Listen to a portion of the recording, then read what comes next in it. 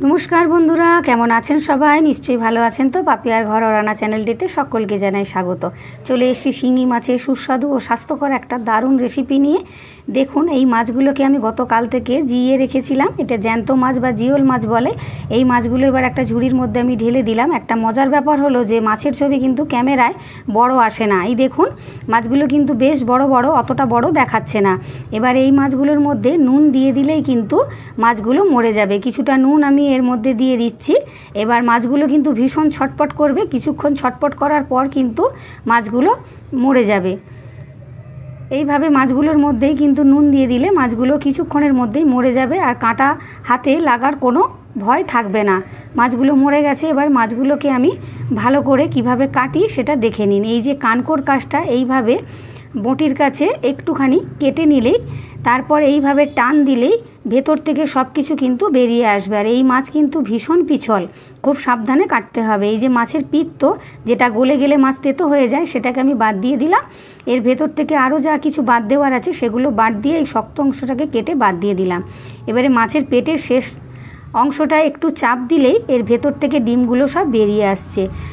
দুটো মাছের পেটেই কিন্তু বেশ অনেকখানি করে ডিম হয়ে গেছে। এবারে মাছগুলো আমি টুকরো করে কেটে নেব। যেহেতু একটু ভালো মাছ হলে সবারই খেতে ইচ্ছে করে, তাই কাকে দেবো আর কাকে না দেবো বলুন।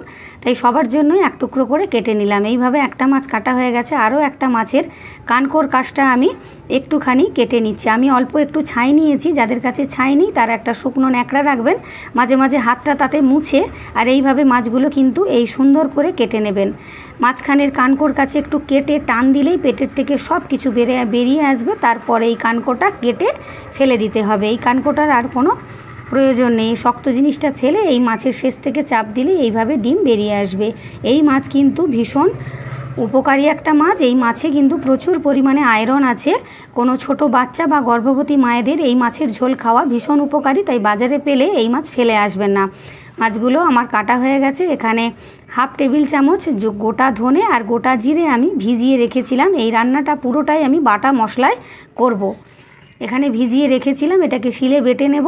আর এখানে জিরে আর আদা, পেঁয়াজ কোচানো আর আদা সব কিছুকে আমি ভালো করে শিলে বেটে নেব। এখানে মাছ আমার ধোয়া হয়ে গেছে, ছাই আর নুন দিয়ে ভালো করে ঘষে নিয়েছি।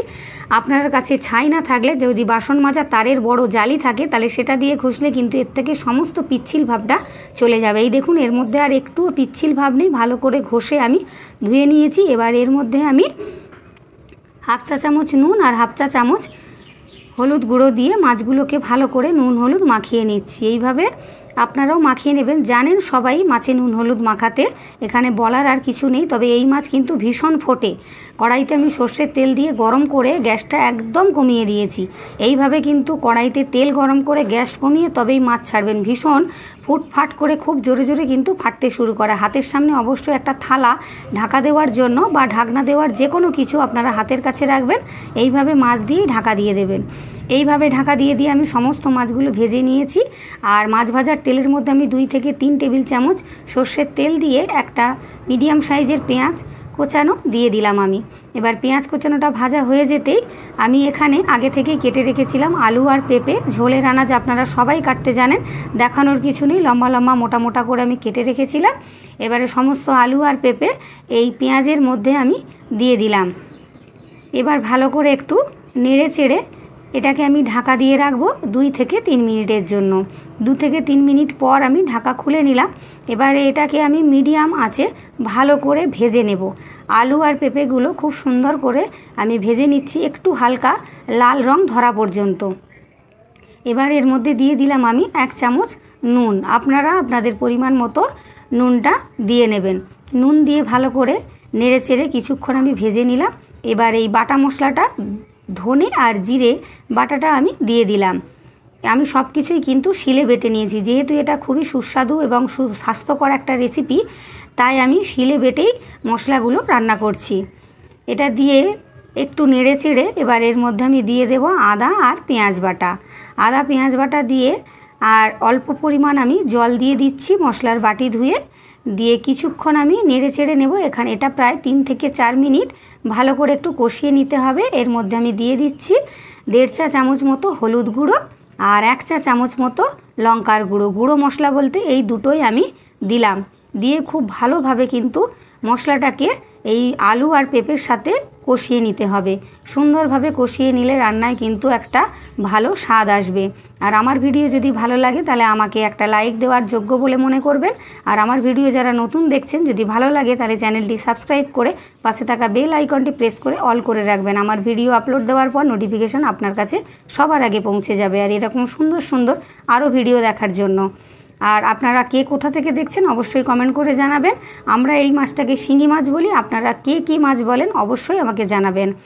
আলু মশলার সাথে বেশ সুন্দরভাবে কিন্তু কষানো হয়ে গেছে। আর আমি কিন্তু প্রথমে কোনো ফোড়ন দিইনি, ফোড়নটা আমি শেষে দেব, তাই পুরো ভিডিওটা দেখুন, তাহলে বুঝতে পারবেন আমি ফোড়নটা কি দিচ্ছি। আলু মশলা সব কষানো হয়ে যেতেই এবার এর মধ্যে আমি পরিমাণ মতো জল দিয়ে দিচ্ছি। যেহেতু ঝোল ঝোল একটু থাকবে, এই মাছের পাতলা হালকা ঝোল আমি রান্না করছি, তাই বেশি করে আমি জল দিয়ে দিচ্ছি।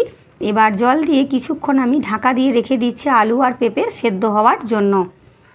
কিছুক্ষণ পর আমি ঢাকনাটা খুলে নিচ্ছি, ঝোল ফুটে উঠেছে।